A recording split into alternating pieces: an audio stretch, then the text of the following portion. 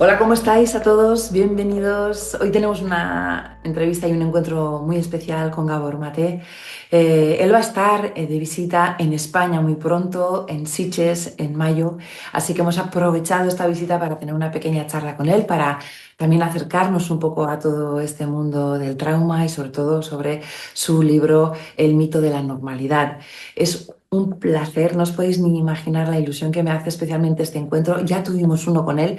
Pero este también es otra vez en la distancia hasta que podamos estar físicamente con él 31 de mayo en Sitges. Voy a hablar con él en inglés y después traduciremos como siempre esta entrevista. Una entrevista cortita, unos cuantos minutos para hablar con él. Hello, Mr. Gabor Mate, how are you? Thank you so much for being with us. Hola, muchas gracias. Muchas gracias, muchas gracias. It's a pleasure, really. Okay, I know you're coming to Spain, so we're really looking forward to have you with us next May in Sitges. Everybody's really looking forward for your visit, and I think you come in a very special moment because looks like humanity is very convulsed and we are feeling so many things around. So it's a good moment to really realize what's going on in life and what's going on with us, with our feelings and our thoughts and our body, with our body. So I think it's going to be a very good meeting, don't you think? Well, I'm very glad to introduce my work to Spain. I know that some of my books have been published there, but this is the first time I get to be there in person and interact with the Spanish audience and to work with them.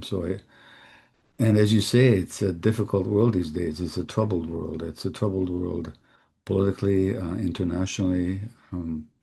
Terrible things are happening. Um, People are having difficulties emotionally, psychologically. It's it's a challenging time. Yeah, Now, it you is. know, Hmm. when you think about history or Spanish history, there have been many challenging times. You know, I mean, you can Yes. go back to Spain and look at hundreds of years of struggle, um, going back to the Christian-Muslim conflicts, and then the French invading Spain and the massacres under the fence that Francisco Goya depicted in his pictures, and then the Spanish Empire and its rapacious um, exploitation of South America, and then the Spanish Civil War, fascism. It's been going on forever, but I think psychologically there's something new today that's very challenging, which is I think that people feel more isolated than they ever did before. You see in so few seconds so many things you said about Spain, history, bounds, wounds, suffering, not understanding what was going on. And this comes through generations and it comes through us.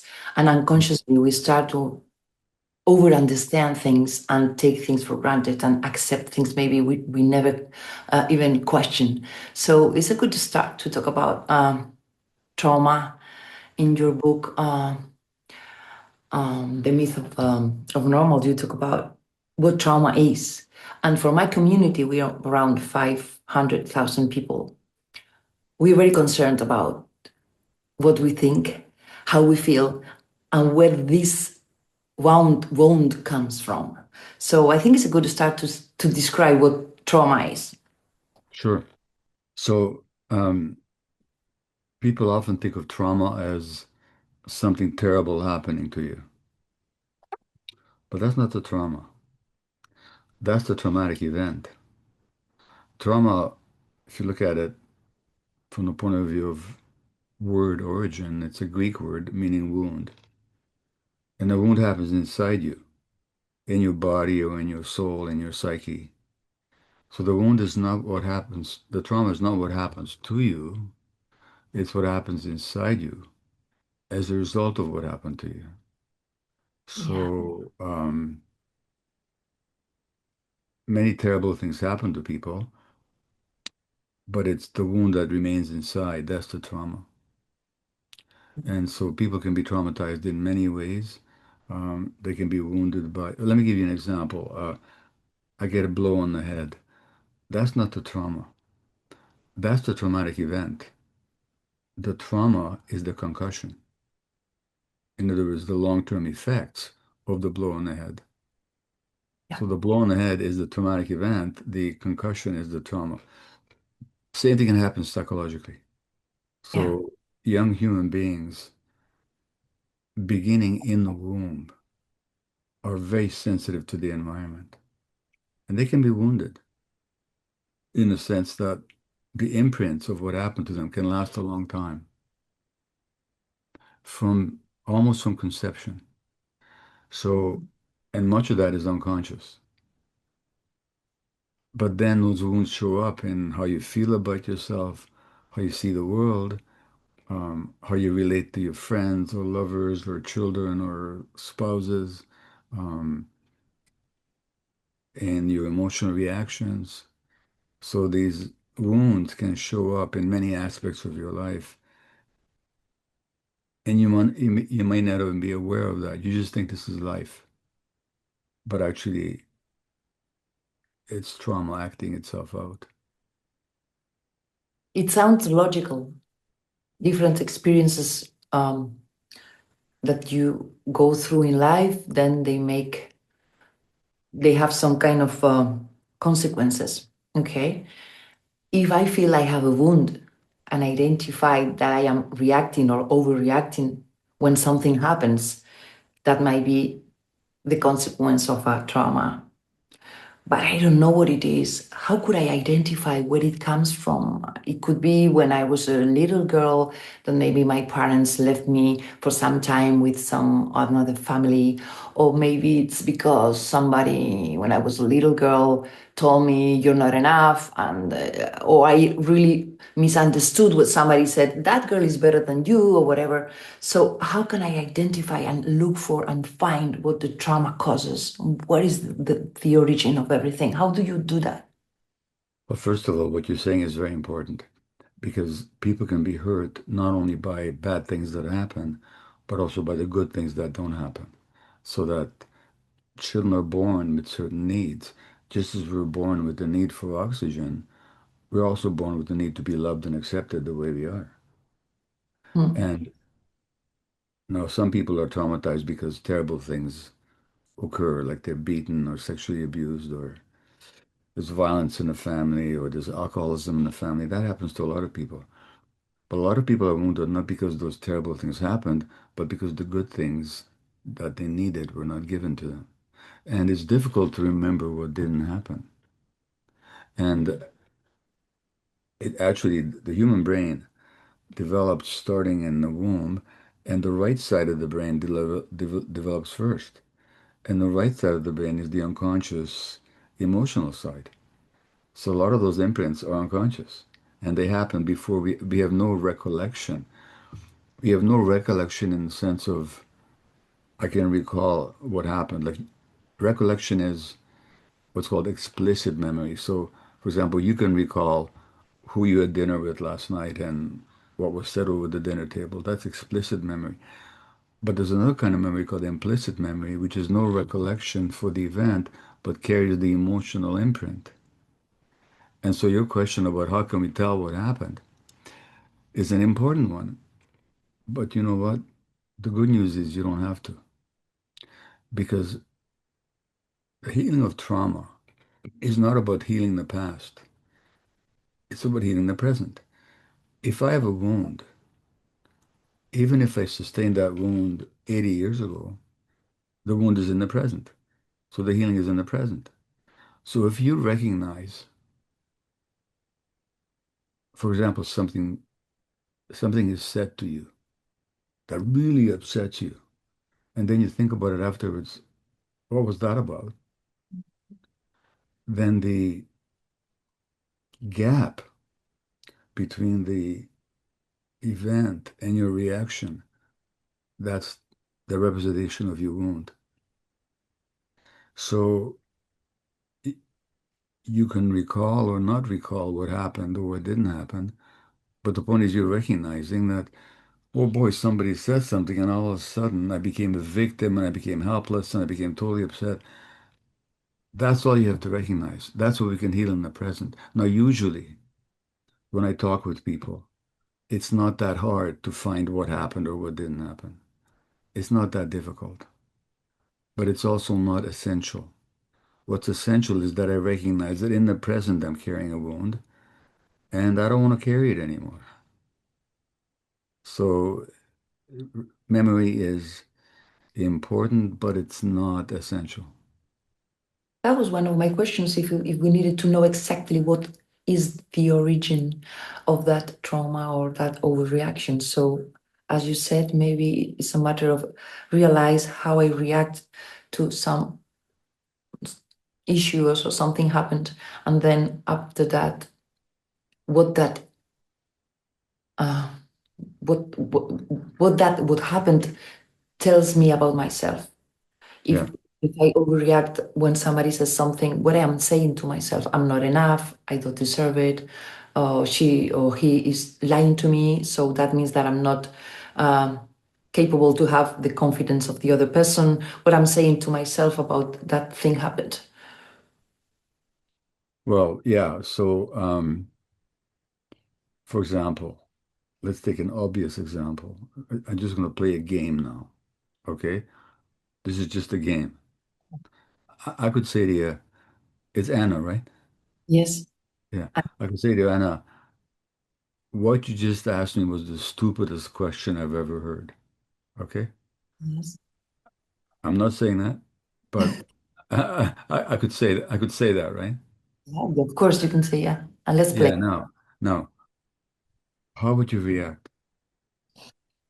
I would think, what a pity that I'm not taking advantage of this time with Mr. Gabor Mate. And How would you feel if I said that? I will feel frustrated and not capable and not taking advantage of what I have, not using my time and not capable to take advantage of the moment. Okay, good. Would you be upset? I said, I've talked to many I'm journalists. in front of the people, I will feel ashamed more than upset. You'd feel ashamed. Okay, very good. All right. Thank you. Now, what if I said to you, I love your purple hair? Yeah, I love your purple hair. What would you say? this is a funny guy, I would say. Would you say, would you be ashamed? It's funny. No, I would say, okay, this is funny. It's not purple. I wouldn't feel ashamed. You wouldn't feel ashamed because you know, and if I insisted, if I kept insisting Yes. that your hair is purple, what would you think of me? Um, I would think that you are making jokes with me or that you're a funny guy or something. Yeah. But what if I was serious? I would think that maybe you can see well the color. Yeah, I'm colorblind. Yeah. Now, notice the difference. In both cases, I said something absurd. Yeah. In the first case, I said, this is the stupidest question you ever asked me. Mm. In the second case, I said, your hair is purple. The one you believe and the other you don't. Yes. That's your wound. So I your would lack I don't deserve it. yeah. So your lack of self-belief and your sense that you're not good enough and so on, that's your wound. That's Right here in the present. The other, me insisting that you have purple hair, you just see as ridiculous. So in other words, you're not reacting to what I'm saying. You're reacting to what you believe. I'm reacting to what I felt when you said that. Yeah, that's it. Yeah, yeah, yeah. So that's your wound. Your wound is, and we all have it, And so your wound is shows up in this case as as a sense of inadequacy, as a sense of not being enough, as a sense of being deficient, you know? So the thing is, try to ask yourself what you feel and how you feel about the issue, about what happened, right? Yeah, just what does it bring up right now? What is the Oh, and that emotion of shame, yes. it's not just a thought in your head. What does it feel like in the body? You know, And one there's year and another year and another year. In, yeah, yeah.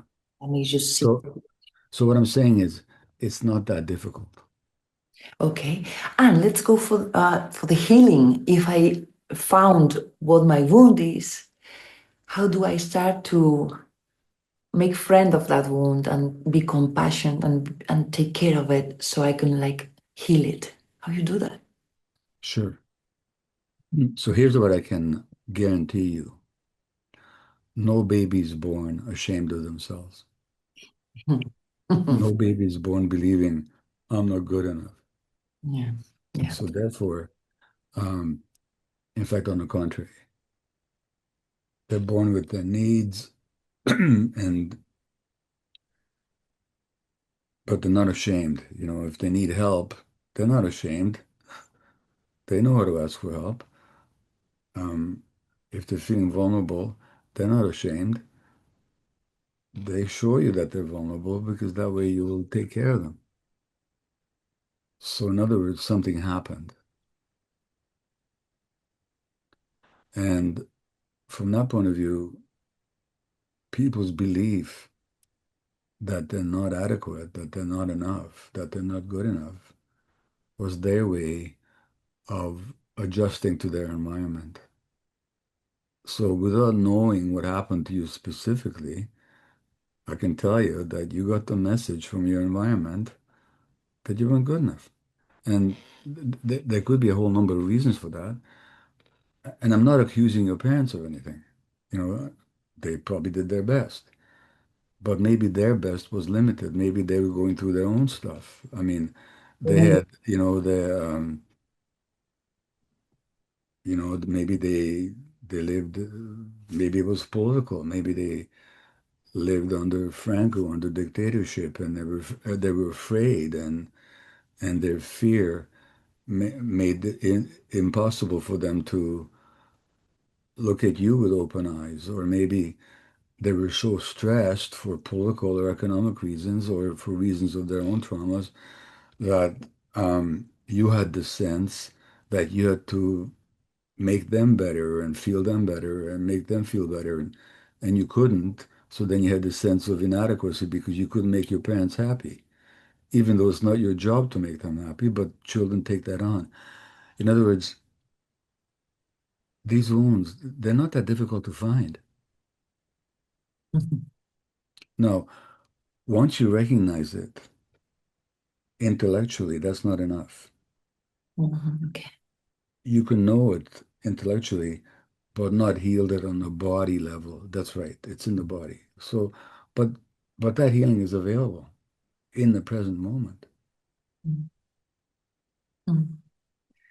Um, I guess most of the pathological stuff in our body, pathologies come from wounds, from emotional wounds, stomachal, skin.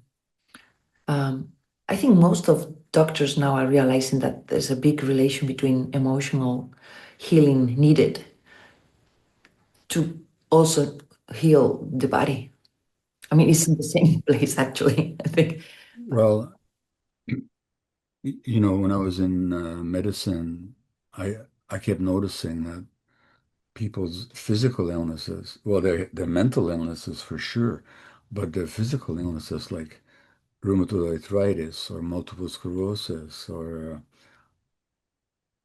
gut issues like colitis or Crohn's disease or skin issues, as you say, or asthma, um, joint issues, always had to do it, always, most of the time.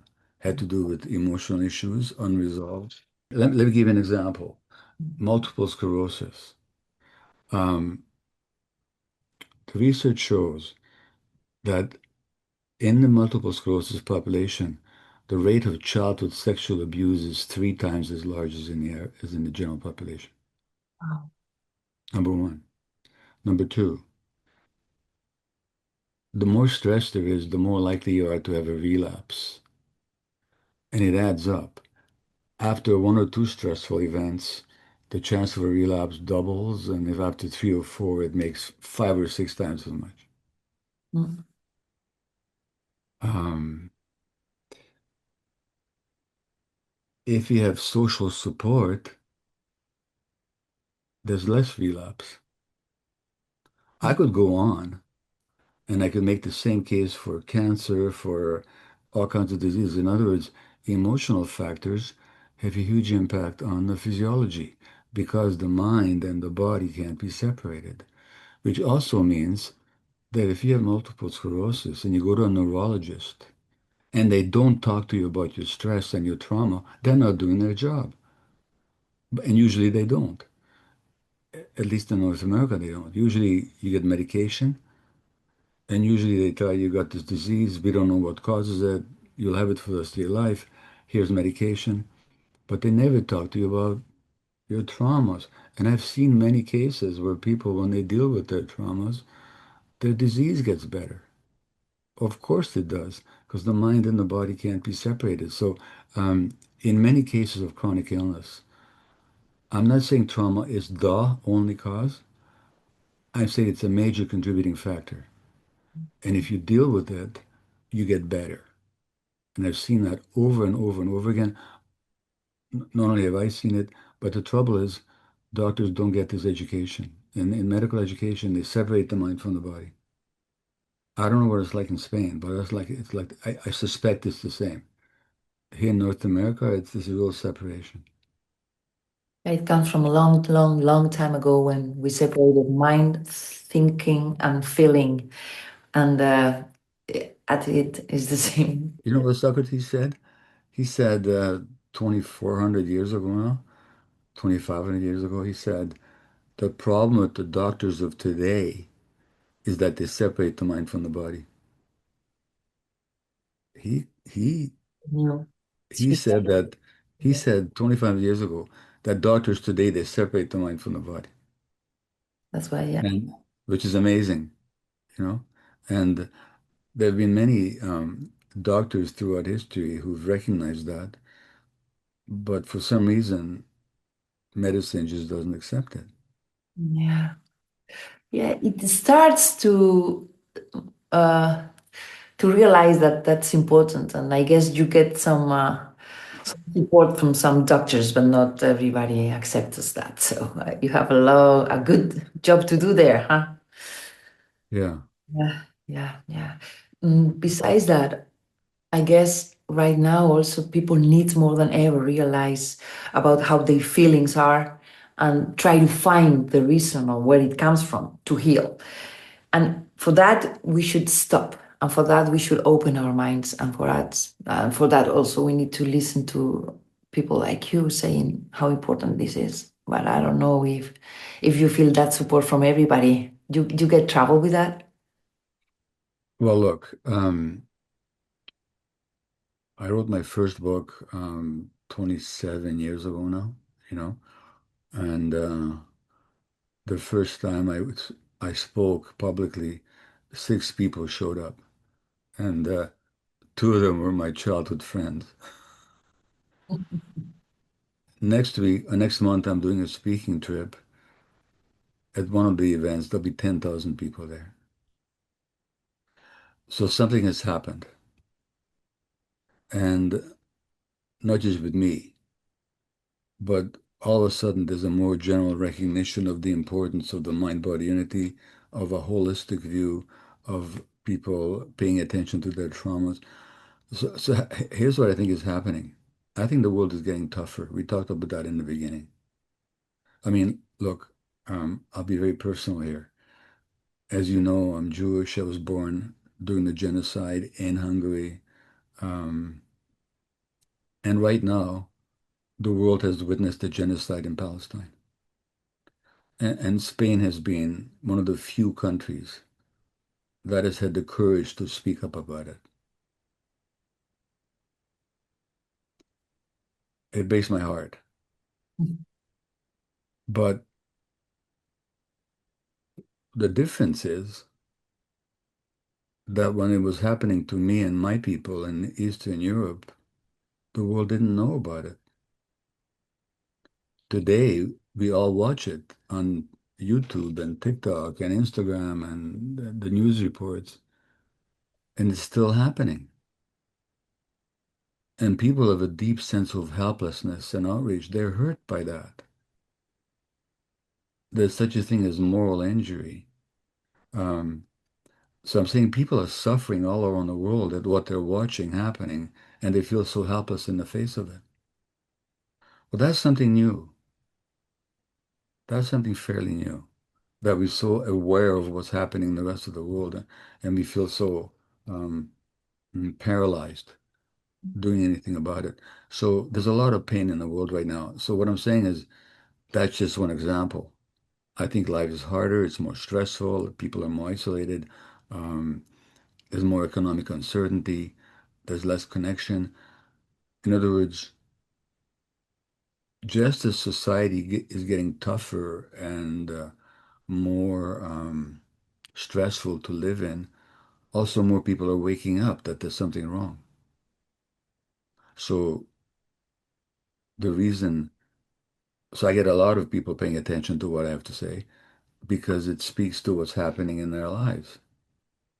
Um, a lot of other people don't pay attention, you know. So, but the numbers of people paying attention is going up all the time, not because of me, but because of the way the world is. Besides, it's some people it's like they are afraid of finding things maybe they don't like. But sooner or later, you have to look for it. You have to look for the wound. You have to sit in front of your of the mirror or in front of your feelings and say, okay, how do I feel? Why do I react like this? What are my fears? What I'm going to do with this to become a better person, a more peaceful person, and more responsible of my reactions and my surroundings and my people.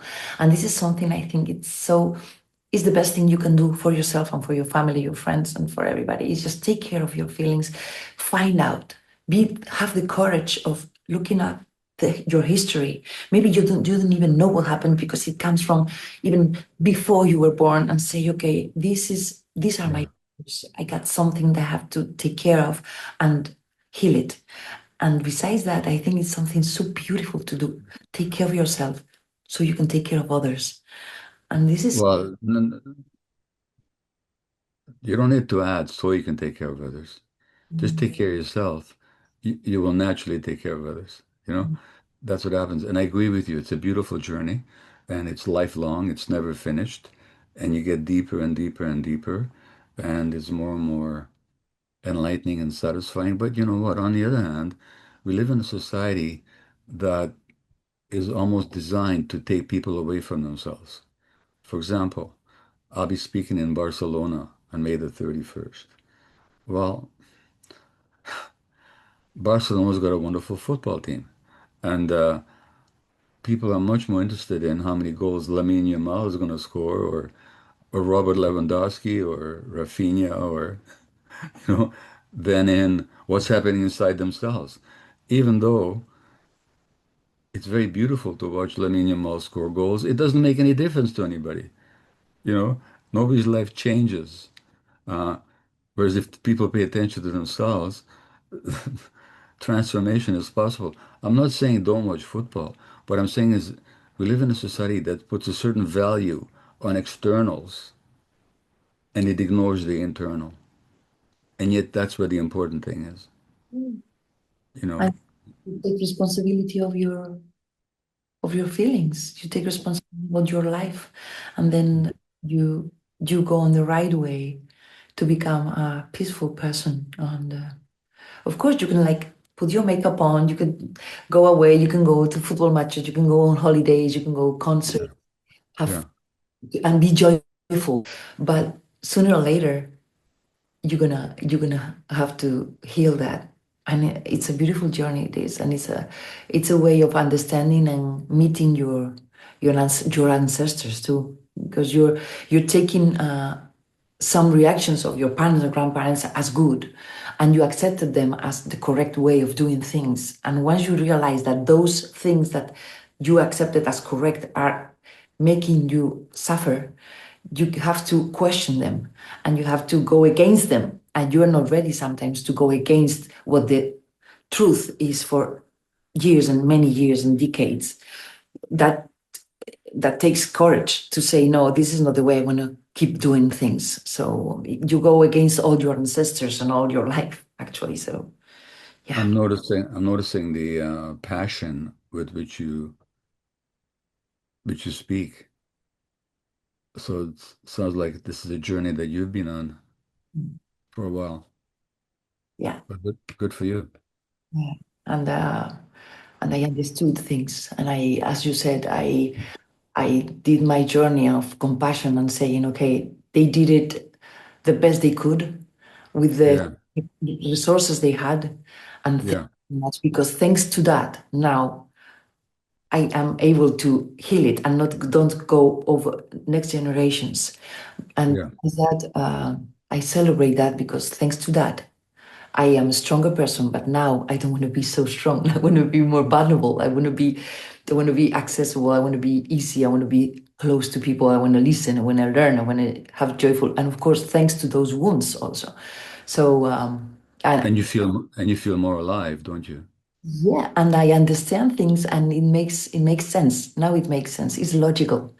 And Yeah. once you do it, and you do it peacefully and happy and with love and gratefully, with that gratefulness, you heal and you feel good, and I love that. And it takes time. It takes reading, understanding, thinking, not thinking, breathing, looking around, and being thankful.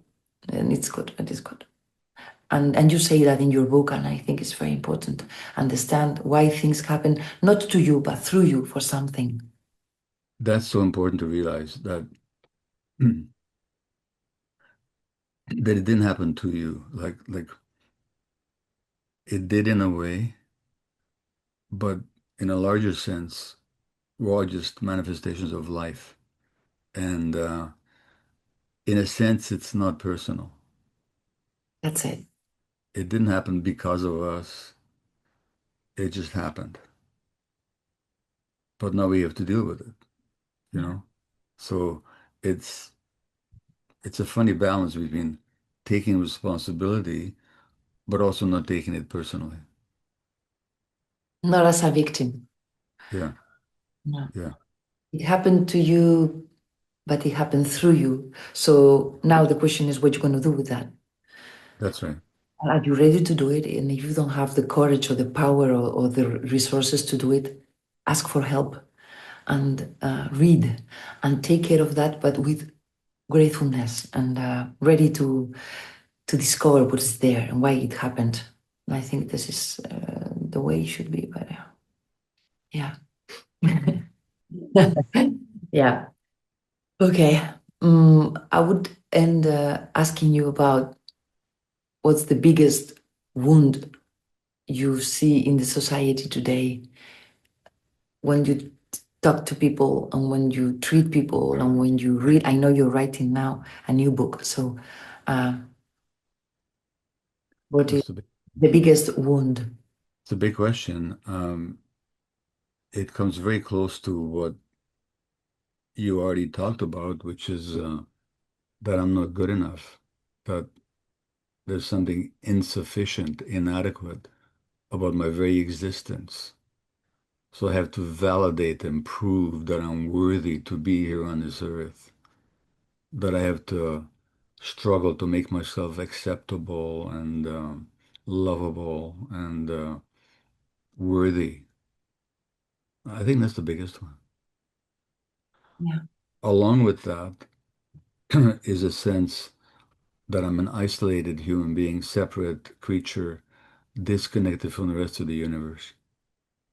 And that's a Mm. big one because actually we're not, Mm. but it feels that way. And especially under a system like capitalism, which glorifies competition and aggression and greed and acquisition um, and individualism, um, it's very easy to feel isolated and alone in this world. So that sense of inadequacy Yes. coupled with a sense of isolation, that's the biggest wound, I think. Yeah. Like, take something you said ask for help. Well, again, I'll show you something.